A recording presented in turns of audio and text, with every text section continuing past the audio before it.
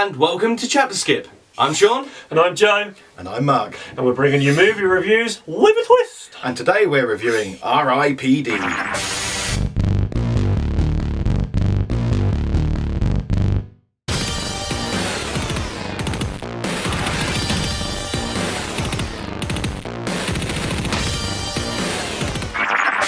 R.I.P.D. is from Dark Horse Entertainment and Universal Pictures and is based on the comic of the same name.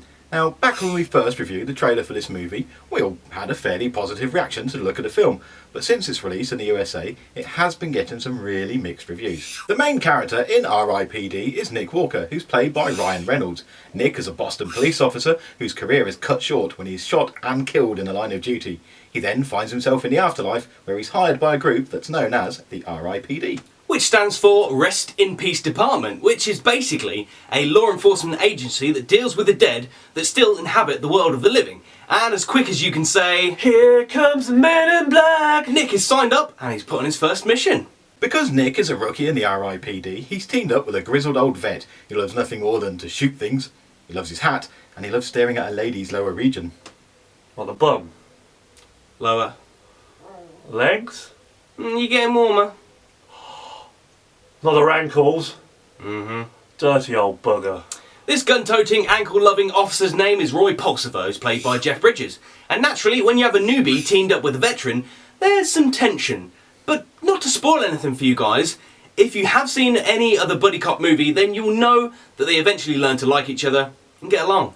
Come on, as if you didn't see that coming. Now, when Nick and Roy are in our world, we don't see them as themselves, we see their avatars. And Nick appears to be an old Chinese guy who's played by the brilliant James Hong, and Roy appears as a hot blonde played by Marissa Miller in what I believe is her first movie. The reason for these avatars is so that when R.I.P.D. officers are interacting with people in the real world, no one will recognise them and freak out. Somehow, they're also prevented from saying who they really are, as apparently the universe kind of interrupts them and makes their speech all garbled, although sadly, that's something it didn't really show in the movie. Joe, where the hell is Mark? Well, he said he's going to make us a cup of tea. He's taking his time. Hope he hurt himself. What about if he has? What would we do? He's easy to replace, isn't he? Just get any old bald grumpy guy off the street. Yeah, I'm sure you're right there. It's just the wind. Don't worry about it. Psst, guys. Hello there. What are you doing? What's your name? It's me, Hello, my No, you idiot. It's me, Well, we're down a third member. Do you fancy joining us? Alright, I'll give it a go. Hello and welcome to ChapterSkip. Yeah, I'm Mark. Jeez, I can't believe you were trying to replace me already. Well, you were supposed to be making us tea, not sitting there playing with yourself. You're right, Leonardo. That sounded really, really rude, Sean. For your information, I've not been playing with myself. I've been sitting here playing with my little turtle head. Oh, I've got my hand up this fella's arse. I've been fingering my puppet. Now, this film does feel very similar to Men in Black, but with spooks instead of aliens. Although I thought that the dynamic was better between the characters in this movie than it was in Men in Black. And I think that was helped by the fact it wasn't trying to be too funny, and the humorous moments felt a lot more natural, and they didn't seem forced.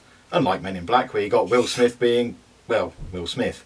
Together, Nick and Roy are tasked with tracking down the Deados, as they're called in the movie, that hide in our world. The dead aren't that difficult to spot though, even when they're in a somewhat human form, as things around them tend to be in a state of decay and electrical equipment tends to malfunction. They also have a very telling weakness, well, other than being shot in the head that is, and that's an aversion to Indian food. So if you know someone that doesn't like a good curry, then keep an eye on them, as they might actually be dead. What?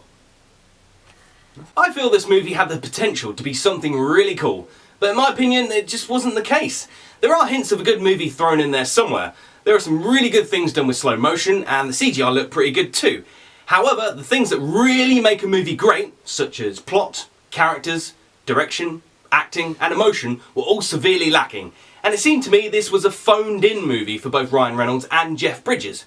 Although, saying that, Jeff Bridges phoned in still manages to be the star of the show. It just goes to show what a professional he really is.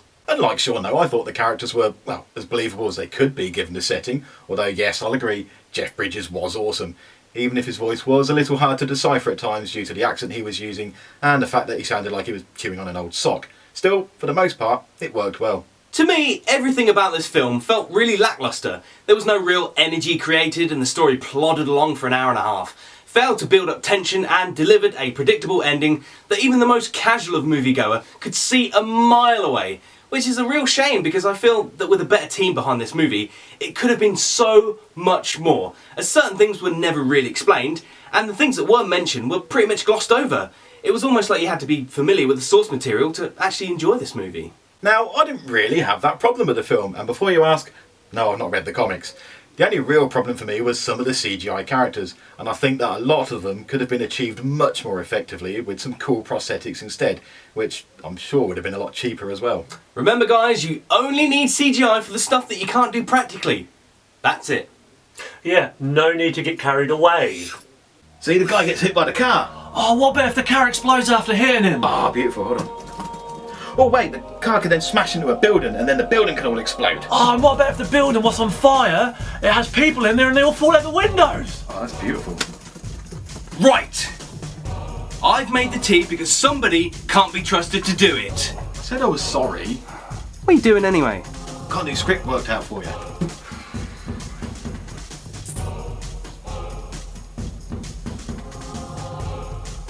Guys, there's no way we can do this with CGI.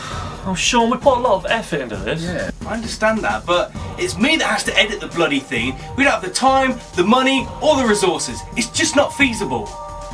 Yeah, I guess you're right. Wait a minute, what about if we do it with practical effects?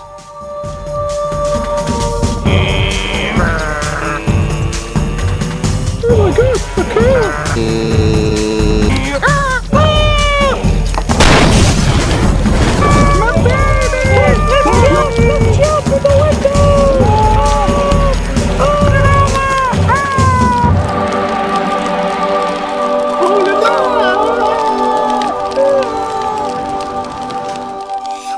I think there's a serious lesson that has to be learned from this film.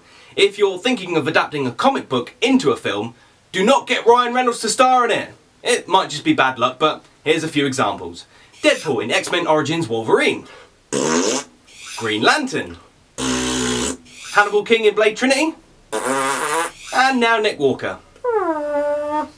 This isn't meant to be a dig on Reynolds because I'm fairly fond of him, but it has to be the right movie and the right script for him to work off of. So Ryan, here's a word of warning, mate. If anyone approaches you with a script for another comic book style film, leave it on the table, buddy. Here's a good boy. Now, it may have sounded like I was having a bit of a moan about the movie, but I actually quite liked it. Sure, it has a few problems, and it does feel more like a really well-made straight-to-DVD movie rather than a summer blockbuster, but I still recommend you go and give it a shot. There's no need to go all out on it, admittedly, so just go for a cheap matinee viewing, or at least wait until it's available on demand or rental, because it's not that bad a film. Yes, it is similar in tone to Men in Black, but it's also a lot better than that franchise too, in my opinion. I liked the concept of the film when I saw the trailer for this. I was really excited to see Jeff Bridges, Ryan Reynolds and Kevin Bacon have some fun with the film. But that's just it. This film wasn't fun at all. There were moments when I had a little chuckle, one audible laugh out loud moment, but the rest of the viewing was filled with confused looks and wondering when the film was going to end so I could pop in the Big Lebowski and have more fun with the dude looking for his rug, man. I felt that this film was entertaining and funny, with a good mix of comedy and action. Yes, at times the plot was a bit predictable, and the CGI could have been a tad smoother, but with awesome character development and gags aplenty, this film's a winner for me. Thanks for watching this film review for R.I.P.D. Here at ChapterSkip, we have mixed opinions, so we'd love you guys to chime in and post your thoughts. Either post a comment down below, or check out the Facebook page, Twitter page, or even post on the blog. All the links are in the description. Please subscribe to ChapterSkip and catch new videos every Wednesday and Saturday, and also don't forget to like this video too. Thanks!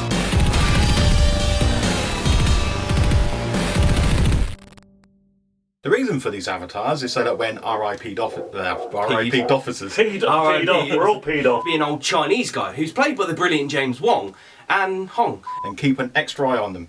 An extra eye on them, sorry. An extra eye on them. Keep your third eye on them. Open your third eye chakras. However, the things that really make a great movie great is stuff. Oh, I love a movie full of stuff.